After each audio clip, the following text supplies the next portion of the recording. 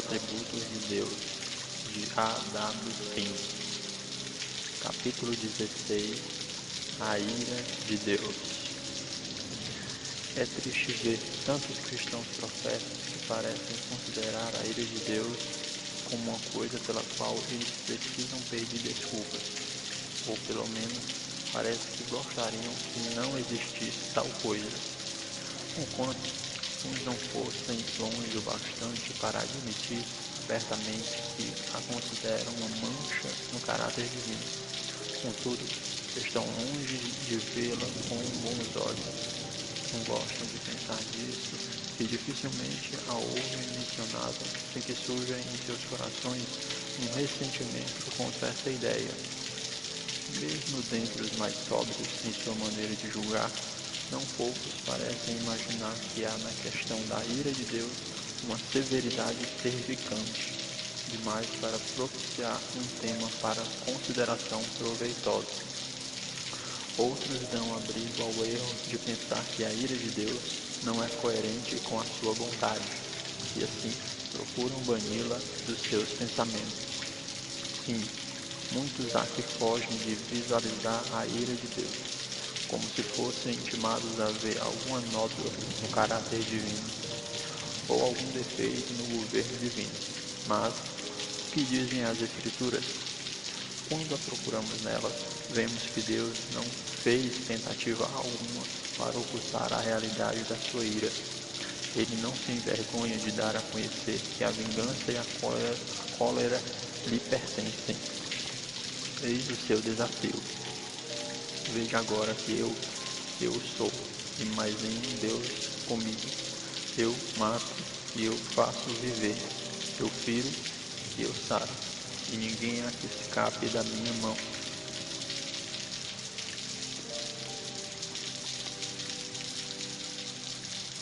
Porque levantarei a minha mão aos céus e direi: eu vivo para sempre. Se eu afiar a minha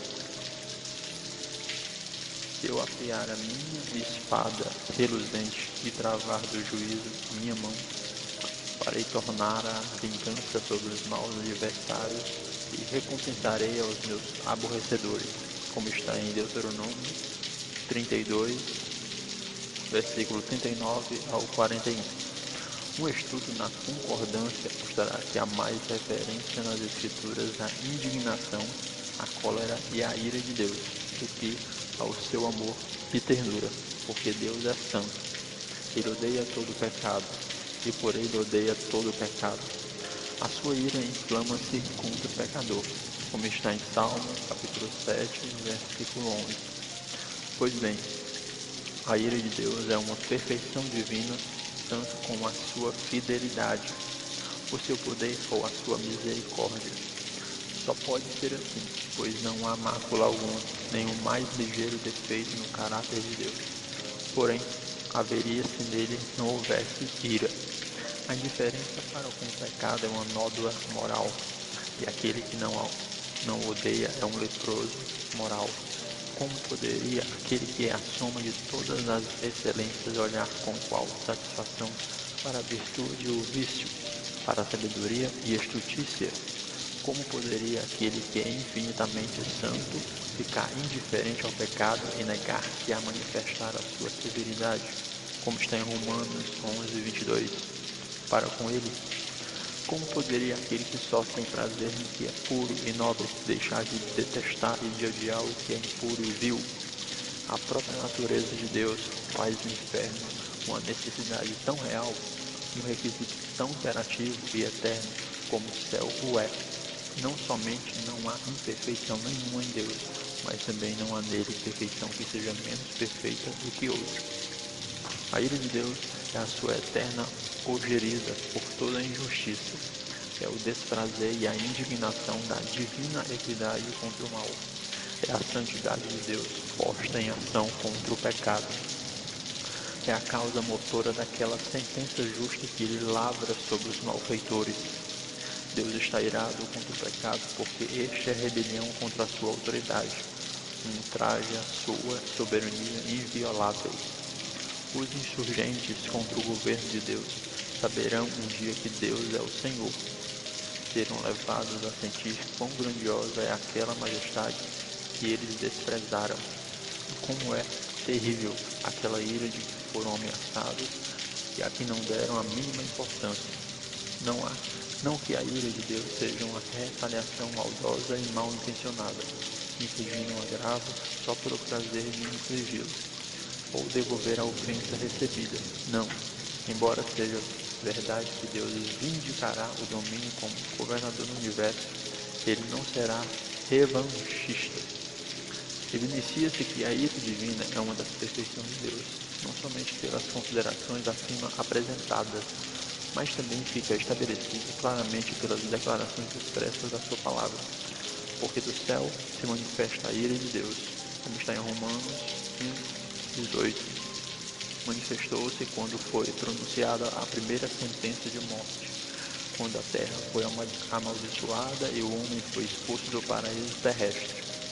E depois, mediante castigos exemplares como o dilúvio e a destruição das cidades na planície com fogo do céu, mas especialmente pelo reinado da morte no mundo todo. Foi proclamada na maldição da lei para cada transgressão, que foi imposta na instituição do sacrifício. No capítulo 8 de Romanos, o apóstolo Paulo chama a atenção das dores de parto. Atenção dos crentes para o fato de que a criação inteira ficou sujeita à vaidade e geme e tem dores de parto. A mesma criação que declara que existe um Deus e publica crimes dos homens, acima de tudo, porém, do céu se manifestou a ira de Deus quando o Filho de Deus veio a este mundo para revelar o caráter divino e, quando essa ira foi demonstrada nos seus sofrimentos, é morte, de maneira mais terrível do que por todas as provas que Deus antes dera da sua aversão pelo pecado. Além disso, o castigo futuro e eterno dos ímpios agora é declarado em termos mais solenes e explícitos do que antes. Sob a nova dispensação, há duas revelações dadas do céu, uma da ira, a outra da graça. Mas que a ira de Deus é uma perfeição divina está demonstrado claramente pelo que lemos em Salmo 95, capítulo 11. Por isso jurei na minha ira que não entrarão no meu repouso. Duas são as ocasiões em que Deus jura quando faz promessas. Gênesis 22:16. E quando faz ameaças, Deuteronômio 1:34. Na primeira, jura com misericórdia dos seus filhos. Na segunda, jura para aterrorizar os ímpios. Um juramento é feito para confirmação. Hebreus 6:16. Em Gênesis 22:16, disse Deus: por isso mesmo jurei. No Salmo 89, versículo 35, ele declara: uma vez jurei por minha santidade. Enquanto que no Salmo 95:11, ele afirma: jurei na minha ira. Assim é o grande Jeová, pessoalmente reforma a sua ira como a sua perfeição igual à sua santidade. Tanto jura por uma como pela outra. Ainda como em Cristo habita corporalmente toda a plenitude da divindade, como está em Colossenses, capítulo 2, verso 9. E como todas as perfeições divinas são notavelmente manifestadas por ele, como está em João, capítulo 1, verso 18. Por isso lemos sobre a ira do Cordeiro, como está em Apocalipse, capítulo 6, versículo 16. A ira de Deus é uma perfeição do caráter divino sobre a qual precisamos meditar com frequência. Primeiro, para que os nossos corações fiquem devidamente impressionados com a algerice de Deus pelo pecado. Estamos sempre inclinados a uma consideração superficial do pecado, a encobrir a sua fealdade, a desculpá-lo como despesas várias. Mas, quanto mais estudarmos e ponderarmos a aversão de Deus pelo pecado e a maneira terrível como se vinga dele, mais probabilidade teremos de compreender quão horrível é o pecado, seguindo para produzir em nossas almas um verdadeiro temor de Deus.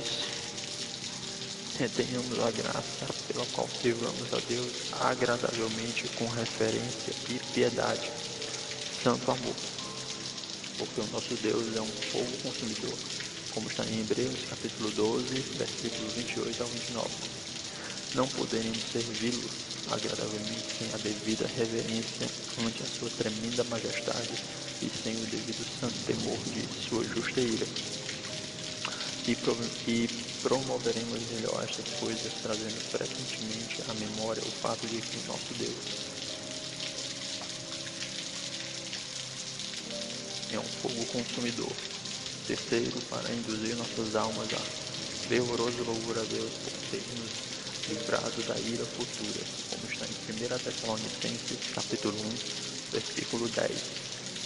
A nossa prontidão ou a nossa relutância em meditar na ira de Deus é um teste seguro de até que ponto os nossos corações reagem à sua influência.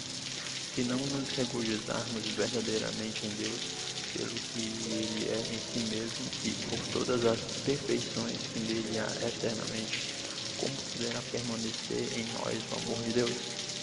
Cada um de nós precisa vigiar o mais possível em oração contra o perigo de criar em nossa mente uma imagem de Deus segundo o modelo das nossas inclinações pecaminosas. Desde há muito, o Senhor lamentou: pensavas que eu era como tu? Salmo 50, 21. Se não nos alegramos em memória da sua santidade. Salmos 97, 12. Se não nos alegramos por saber que um dia que logo vem, Deus fará uma demonstração sumamente gloriosa da sua ira, tomando vingança em todos os que agora se opõem a Ele. É prova positiva de que os nossos corações não estão sujeitos a Ele e ainda permanecemos em nossos pecados como as chamas eternas. Jubilai, ó nações, gentios, com o seu povo, porque vingará o sangue dos seus servos e sobre os seus adversários para tornar a vingança. Deuteronômio 32, capítulo 43. E ainda lemos: e depois dessas coisas ouvi no céu como que uma grande voz de uma grande multidão que dizia: Aleluia, salvação e glória e honra e poder pertencem ao Senhor nosso Deus, porque verdadeiros e justos são os seus juízos, pois julgou a grande prostituta que havia corrompido a terra com a sua prostituição, e das mãos dela vingou o sangue dos seus servos. E outra vez disseram: Aleluia. Apocalipse capítulo 19, versículos 1 ao 3. Grande será o regozijo dos santos naquele dia, em que o Senhor irá vindicar a sua majestade, exercer o seu domínio formidável, magnificar a sua justiça e derribar os orgulhosos rebeldes que ousaram desafiá-lo. Se tu, Senhor, observares e imputares as iniquidades, Senhor, quem subsistirá? Salmos 130, versículo 3. Cada um de nós pode muito bem fazer esta pergunta, pois está escrito que os ímpios não subsistirão no juízo. Salmos 1, versículo 5. Quão dolorosamente a alma de Cristo padeceu ao pensar na ação de Deus, observando as iniquidades do seu povo, quando estas pesaram sobre ele. Ele começou a ter pavor e a angustiar-se. Marcos capítulo 14, versículo 36. Sua agonia terrível, seu suor de sangue, seu grande clamor e súplica, como está em Hebreus 5, 7. Suas reiteradas orações: se é possível, faça de mim este cálice. Seu último e tremendo brado: Deus meu, por que me desamparaste?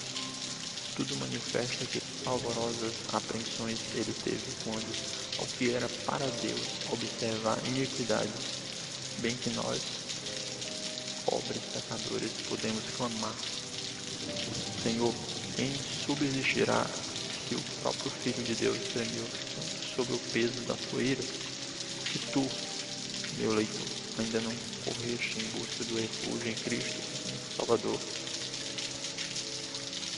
o que farás na enchente do Jordão? Jeremias 12, capítulo 5. Quando considero como a bondade de Deus sofre abusos da maior parte da humanidade, não posso senão apoiar quem disse: o maior milagre do mundo é a paciência e generosidade de Deus para com o mundo ingrato. Se um príncipe tem inimigos metidos numa de suas cidades, não lhes envia provisões, mas mantém sitiado local e faz o que pode para vencê-los pela fome. Mas o grande Deus, que poderia levar todos os seus inimigos à destruição num piscar de olhos, tolera-os e se empenha diariamente para sustentá-los. Aquele que faz o bem aos maus e ingratos pode muito bem ordenar-nos que bendigamos aos que nos maldizem. Não penseis, porém, que escapareis assim, pecadores. O moinho de Deus moe devagar, mas moe fino. Quanto mais admirável é agora a sua paciência e generosidade, mais terrível e insuportável será a fúria resultante dos abusos feitos da sua bondade. Nada é mais brando do que o mar, contudo, quando se agita em forma temporal, nada se enfurece mais. Nada é tão suave como a paciência e bondade de Deus, e nada tão terrível como a sua ira quando se inflama. Fuja, pois, meu leitor, fuja para Cristo, fuja da ira futura, como está em Mateus 3, 7. Antes que seja tarde demais, nós lhe rogamos com todo o empenho, não pense que esta passagem tem em vista outra pessoa, é para você. Não fique satisfeito em pensar que você já fugiu para Cristo. Obtenha certeza disso. Rogue ao Senhor que sonde o teu coração e te revele o que tu és. Uma palavra aos pregadores. Irmãos, em nosso ministério temos pregado sobre este solene assunto tão como devíamos. Os profetas do Velho Testamento muitas vezes diziam aos seus ouvintes que as suas vidas ímpias provocavam os santos de Israel e que estavam entesourando para si mesmos ira para o dia da ira. E as condições do mundo hoje não são melhores do que eram então. Nada se presta mais para desprezar os indiferentes e fazer com que os crentes carnais sondem os seus corações, do que alegrar sobre o fato de que Deus se ira todos os dias com os ímpios. Salmo 107, 11. O precursor de Cristo exortava os seus ouvintes a fugirem da ira futura, como está em Mateus capítulo 3, versículo 7.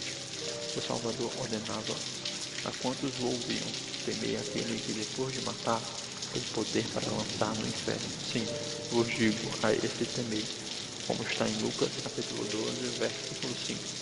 O apóstolo Paulo dizia: sabendo o temor, crendo ao Senhor, persuadimos os homens. 2 Coríntios capítulo 5. Li.